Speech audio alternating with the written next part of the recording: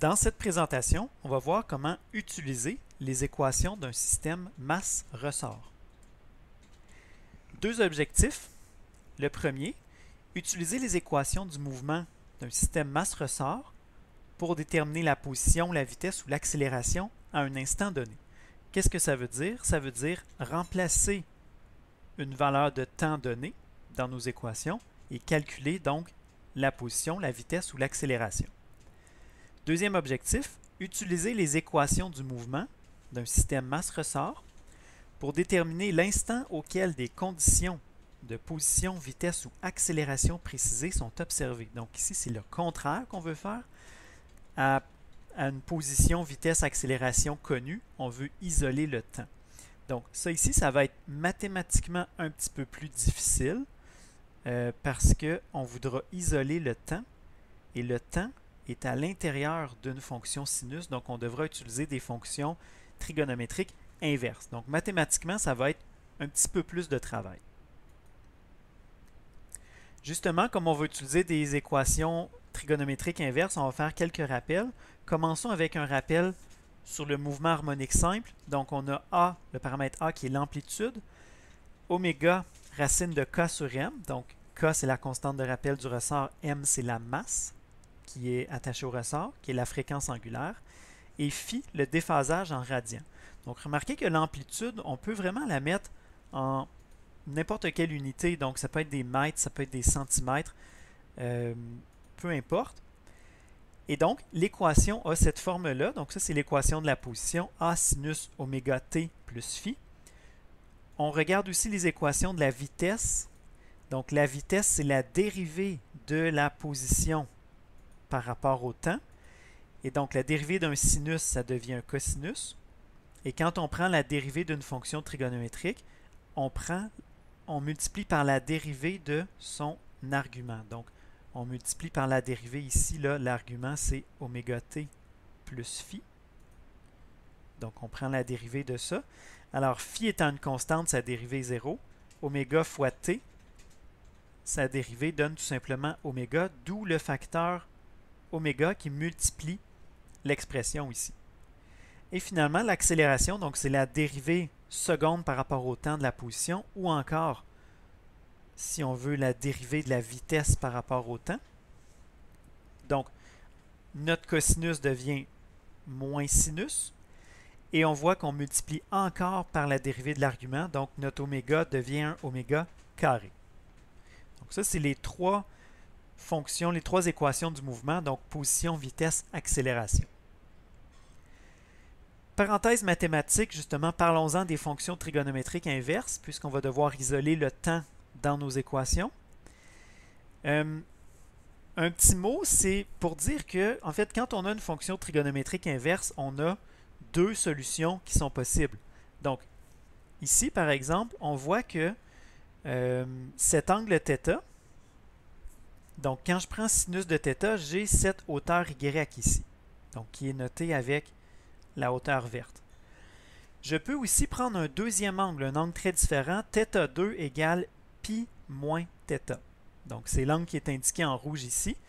Et le sinus de cet angle-là représente géométriquement cette hauteur y et va être exactement la même.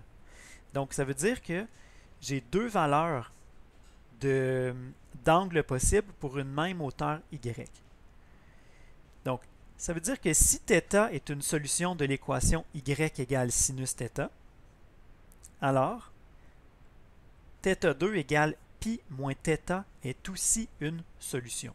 Donc nous, ce qu'on va vouloir faire, c'est de calculer, on va connaître y et on va vouloir calculer quel est l'angle θ qui nous donne ce y-là. Donc c'est le principe d'une fonction trigonométrique inverse. Donc il faut savoir qu'il y a toujours deux angles possibles. Donc, à savoir l'angle θ qu'on va trouver, mais également pi moins θ. Deux solutions possibles. C'est un peu la même chose pour le cosinus. Donc, à un angle θ, ici, donc on voit que le cosinus, c'est la projection sur l'axe des x. Donc ici, cette mesure-là représente x cosinus θ. Je vais trouver exactement la même valeur si je prends l'angle ici, Donc, θ2 égale 2π moins θ. Je vais trouver exactement la même valeur de cosinus. Donc, la projection x ici va avoir exactement la même valeur et le même signe. Donc, ce qui veut dire que si θ est une solution de l'équation x égale cos θ, donc le θ ici, alors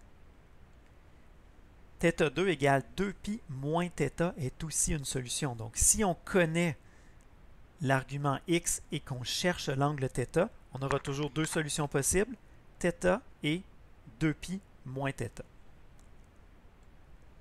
Pour terminer, avec la tangente, donc ça ici, ça devrait, c'est pas vraiment nécessaire, là, tangente tend vers l'infini, c'est juste pour vous rappeler que c'est asymptotique. Donc si θ est une solution de l'équation y sur x égale tangente θ, donc on se rappelle que la tangente c'est un rapport entre des côtés d'un triangle, alors θ2 égale θ plus π est aussi une solution.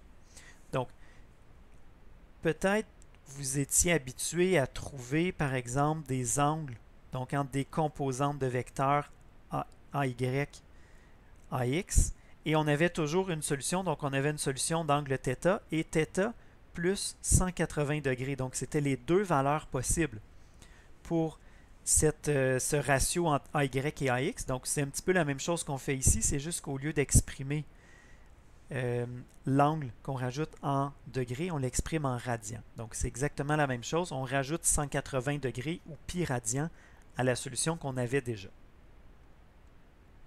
Fin des rappels mathématiques. On peut donc passer à notre exemple.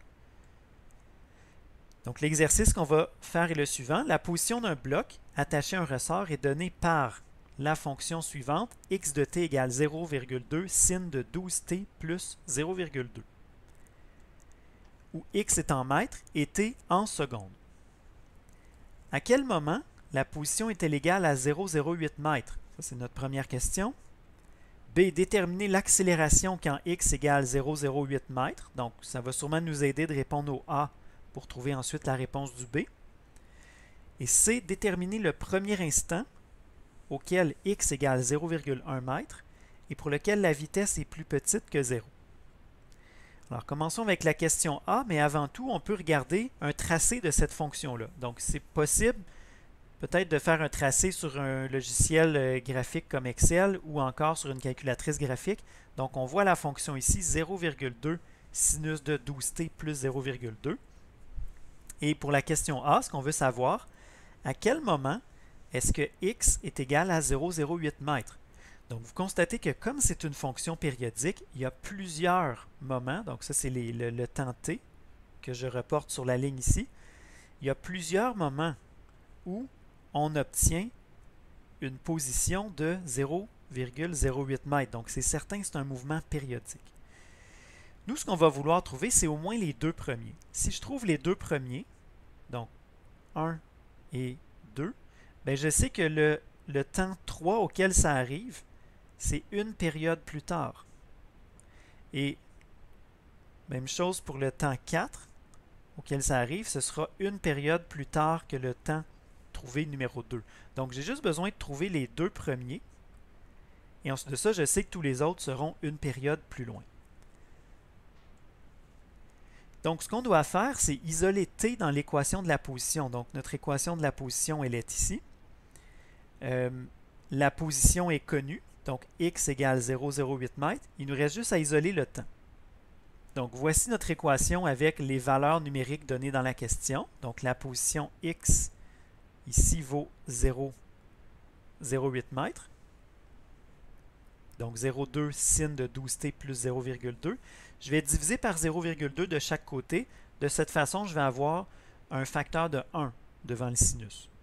Donc, ça va juste simplifier un petit peu la notation. Et là, ce qu'on va faire, c'est pas obligatoire de le faire, mais c'est possible si on veut peut-être simplifier un peu la notation. On va poser que θ égale 12t plus 0,2. Donc, il faut se rappeler que l'argument d'un sinus, c'est toujours un angle en radian.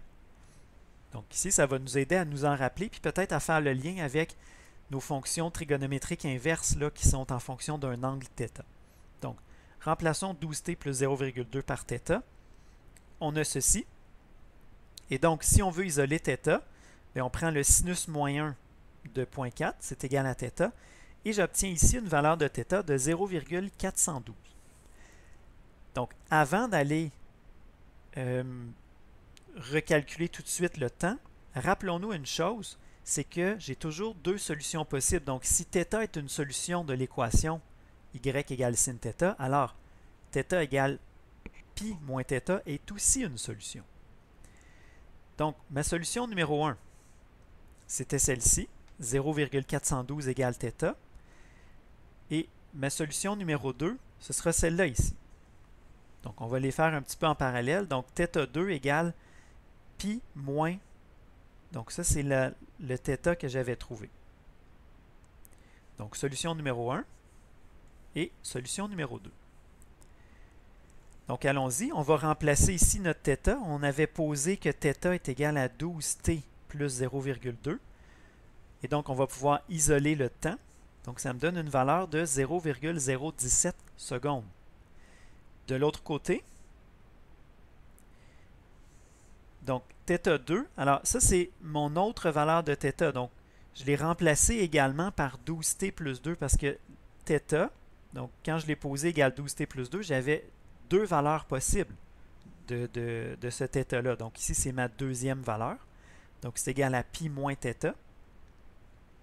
Et on peut isoler le temps, donc on trouve 0,211 secondes. Donc, on a répondu à la question A, donc trouver à quels instants on a une amplitude de 0, une position de x égale 0,08 mètres. Donc, ça, c'est fait. On passe à l'autre question. Déterminer l'accélération quand x égale 0,08 mètres. On va montrer deux façons de le faire. Une qui est longue, une qui est rapide. Commençons avec la méthode longue. Donc, voici la question, déterminer l'accélération. Voici les temps qu'on a trouvés, ça c'est les temps auxquels j'observe cette position-là. Et je vous mets ici l'équation de la position parce que on va juste déterminer nos paramètres. Hein. Donc, d'après l'équation de la position, en observant ça, on voit que l'amplitude c'est 0,2, oméga c'est 12 et phi c'est 0,2 radians. Donc, l'équation de l'accélération, on l'avait vu tout à l'heure. L'équation de l'accélération, c'est celle-ci, moins oméga carré A sinus de oméga t plus phi. On remplace par les valeurs qu'on a déduites de l'équation de la position. Donc, oméga carré A, oméga ici et phi. Et ça nous donne ceci, donc une expression pour l'équation de l'accélération. Tout ce qu'il me reste à faire, c'est d'évaluer cette expression-là aux deux temps qu'on a trouvés précédemment. Donc, voici une des... donc, mon équation de l'accélération. Je remplace le temps par la valeur à évaluer ici. Et j'obtiens donc moins 11,5 mètres par seconde. Évaluons l'accélération à 0,211 secondes, donc le deuxième temps.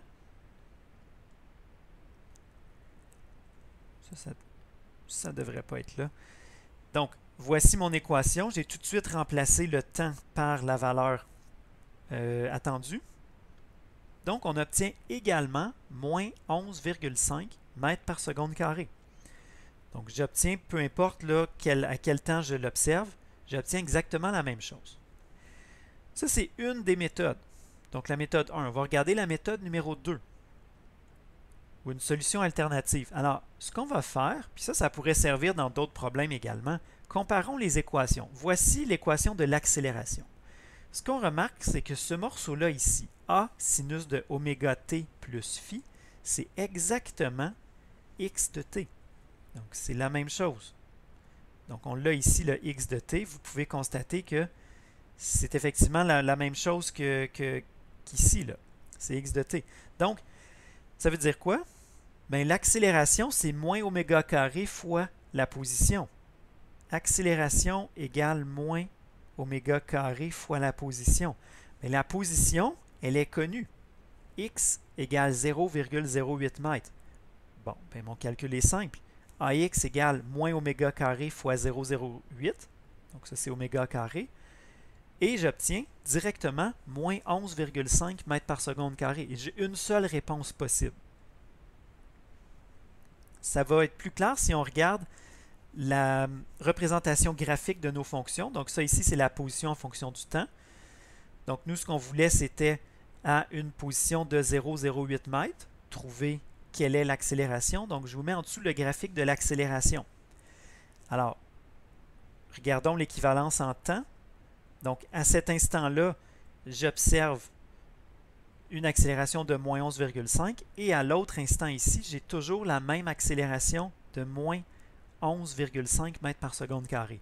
Donc, c'est logique. On voit que l'accélération, c'est également une fonction sinus avec la même fréquence, le même déphasage. C'est juste qu'elle est multipliée par une amplitude différente. Donc, elle va être étirée verticalement. Et on a un signe négatif. Donc, on va tout simplement la retourner horizontalement. Donc, elle va, selon un axe horizontal, on va vraiment avoir une fonction miroir. Alors, c'est normal que si j'ai une position unique, j'ai aussi une valeur d'accélération unique. Donc, c'est fait. C'est fait. Il nous reste le C, déterminer le premier instant auquel x égale 0,1 mètre avec une vitesse négative.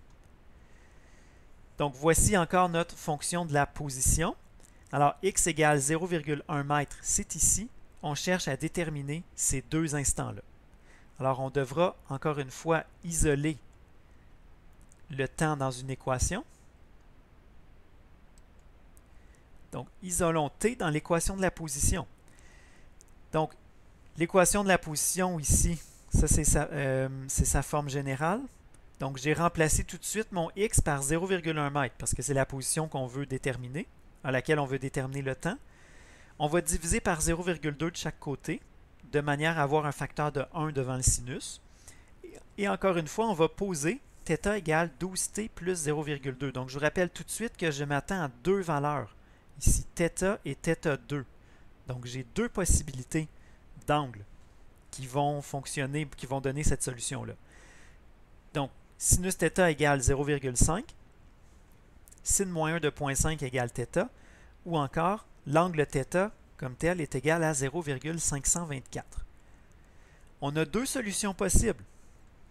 Donc, comme on l'a dit, si θ est une solution, alors θ égale pi moins θ est aussi une solution. θ2 égale pi moins θ est aussi une solution. Donc, notre solution 1, c'est la suivante. La solution 2, donc θ2 égale pi moins 0,524. Et donc, on va résoudre chacune de celles-là. Donc, on remplace θ par ce qu'on avait substitué, 12t plus 0,2, et je trouve 0,027 secondes pour le premier temps. Ici, je remplace encore θ par 12t plus 0,2. Donc, pi moins 0,524. Et je trouve que le temps est de 0,201 secondes.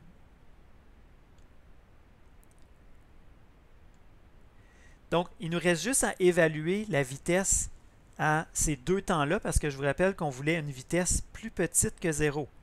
Donc, à 0,027 secondes, donc l'équation de la vitesse est la suivante. On n'oublie pas que c'est avec un cosinus. Alors, on remplace par les valeurs numériques et on obtient une vitesse qui est positive. Donc, ça ne sera pas à cet instant-là, parce que nous, on veut une vitesse qui est négative. Donc, à l'autre temps qu'on a trouvé, alors on remplace par la valeur de temps et j'obtiens bel et bien une valeur négative. Donc, ce sera à cet instant-là, donc à t égale 0,201 secondes, qu'on observe une position de 0,1 mètre avec une vitesse négative. Alors, pour terminer, voici le graphique de la position. Donc, à 0,1 mètre, ça se produit à deux instants. Ça se produit à cet instant-là. Ça se produit à cet instant-là.